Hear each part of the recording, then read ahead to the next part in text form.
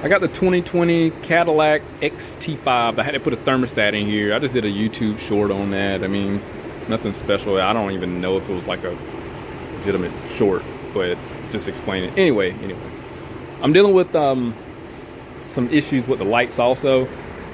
The light, it's so many things wrong with this thing, man. It's because like if I was to replace these lights, it's gonna cost $5 grand for this lady, because technically all 4 of them need to replace. The front, the driver, the rear tail lights and stuff, all that has to be replaced. It's like $5 grand from the dealer. But my thing is like, maybe let me test the easiest thing first and see if, and condemn that these lights are actually defective before I do anything. So I'm gonna bring you along with what I already kind of found out, because this is very new to me. I've never worked on this year vehicle in regards to this particular issue, and maybe it can help somebody else out. Anyway, so let me show you what we're dealing with. So you can see the light here is working, the little side LED working, that's working. Also here, this light works. So just take my word for it. But as a matter of fact, what I'm gonna do, let me go ahead and plug it in for you so you can bear witness. There you go. So that works. The other side don't work. So all these work, and this side isn't working. Okay, let me see if I got everything plugged in. Yeah, that connector's plugged in, and yeah, all the connectors are plugged in. That's strange that the low beam stuff isn't working. It should come on here, because this worked before. The only thing that didn't work was the low beam. Let me see if I can get it. So the high beam and low beam work here. The side didn't work, and the side marker doesn't work. So I think we're on the same page now. So this has good low beam and high beam. The high beam works here, but no low beam. And the sides, the LED, those work, and the side marker. So we're going to this side here and trying to figure out what's going on with this circuit. It's easy because it's 12 volts. I don't want to screw anything up using a test light on an LED system. So being that this is 12 volts, the black is going to be ground. I put my paint mark here so I can point a reference.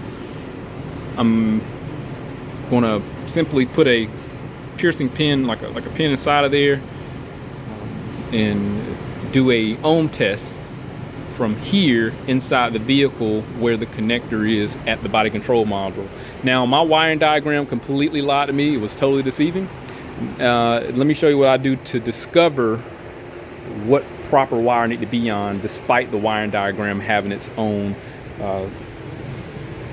intentions behind deceiving us.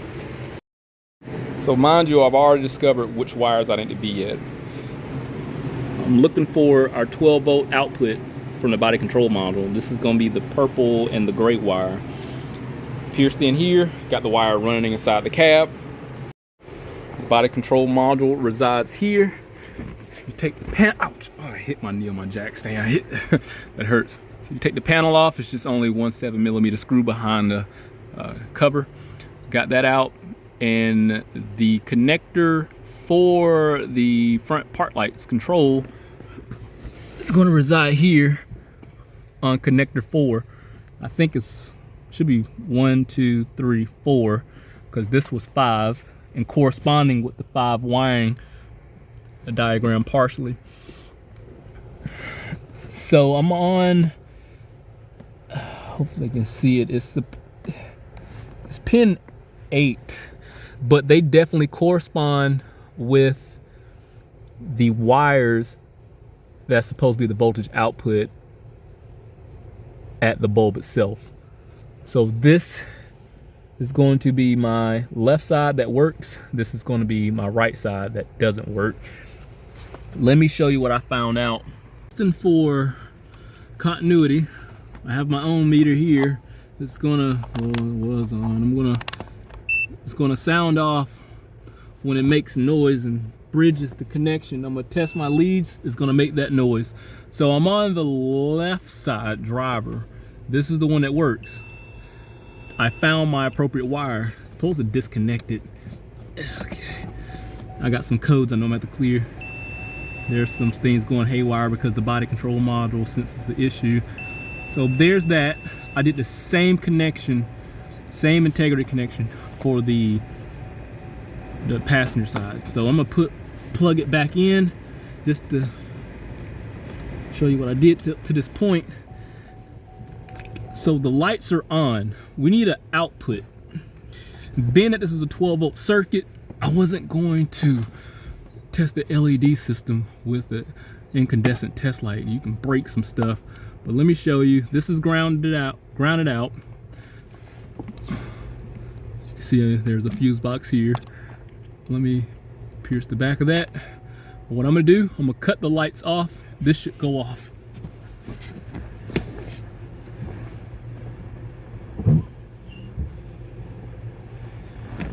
All right, I have the lights off. I'm gonna cut it back on.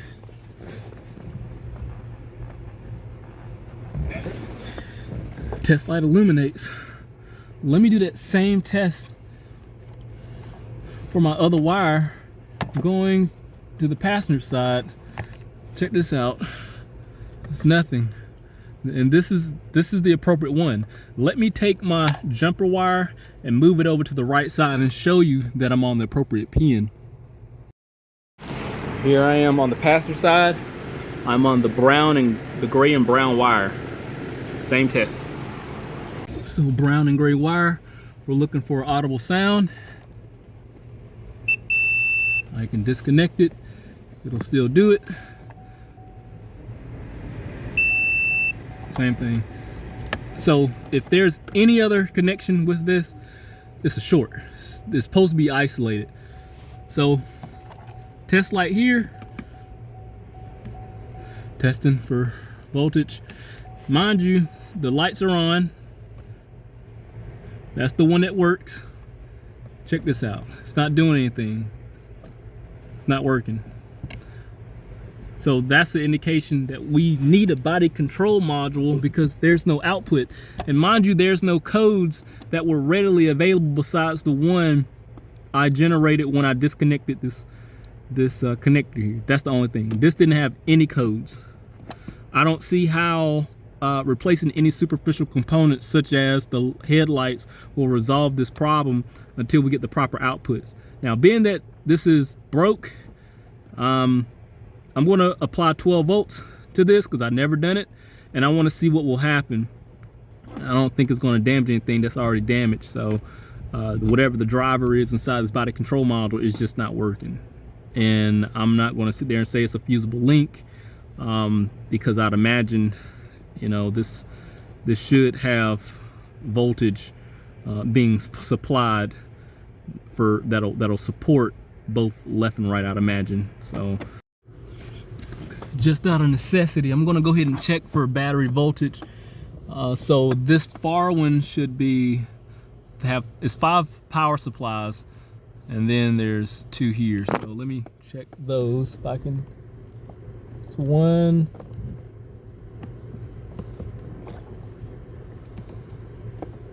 2, 3. This one didn't have any power. Whatever this one is, whatever this is to the far left, I'm gonna pull the wiring diagram. Even though it's been very deceiving, this doesn't have any power. So I'm gonna check this power supply. And then we got that, and then that one, and then 1 and 4 here. But let's see where this one goes, number 2, because I swear pulling the wiring diagram was supposed to be constant power. So F21 is going to be here. Oh, F21 is going to be in this area here. So that's going to be, let's look at this diagram here. 21 is BCM4. That's what the wiring diagram stated. There's 21 here. So let's look over and see if that's blown. It looks like it's 2 over, 1, 2, 3, 4 down. Check our fuses here. So we're 2 over and 4 down. 1, 2, 1, 2, 3, 4. Here we go. So that's that. Oh, my test light not connected. Test my test meter. test my test light. All right, we're 2 over. 1, 2, 4 down. 1, 2, 3, 4. And oh yeah, so we're broke. It's blown. Fuse 15 is blown. Imagine if I would have just said, screw it, let's put a body control module in here. I would have been SOL. So logically, we replace this. We restore our power. Let me see if I can grab this out without a mess here. It's like the hardest part is getting the fuse out. Yeah, look at that. Blown. Glad I just didn't say screw it and let me find a fuse. So here's the problem. I got a fuse from under the hood, but this is probably a symptom to a larger issue. The car has been in a collision before, so who's to say that, you know, whatever was in collision didn't damage something. But we're at the moment, we see that it had a blown fuse. Let's replace the fuse and see what happens, because I don't know. Let's test it, see if we got power on both. Yep, let's see if we got power on that side now that we didn't. Let's see if I can, oh, that's better. Oh yeah, we do. Let's see if we have power on the circuit. We do. So it's fixed. The light should work. Let's see what happened. Oh yeah, look at that. Awesome. I wanted the tail light work now.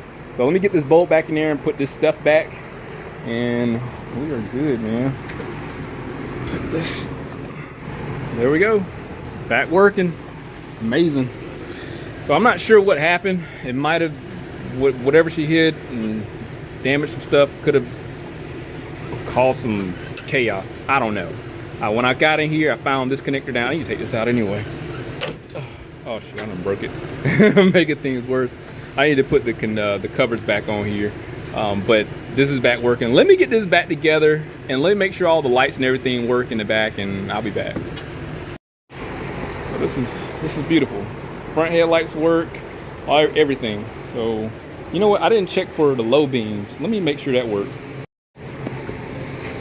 Okay, yeah, so the low beams work on the driver's side that weren't before. Everything's back working. It's crazy, and all from a blown fuse that was inside the car. So let me be honest, I make mistakes, but this evidently, there was a little voice back in my head, check the powers. And I'm glad I did. So here we are. This lady's fixed. This car came several hours away, not just for me, but it was a referral. So now this person can drive back and get her car inspected, because before it wouldn't be able to be inspected.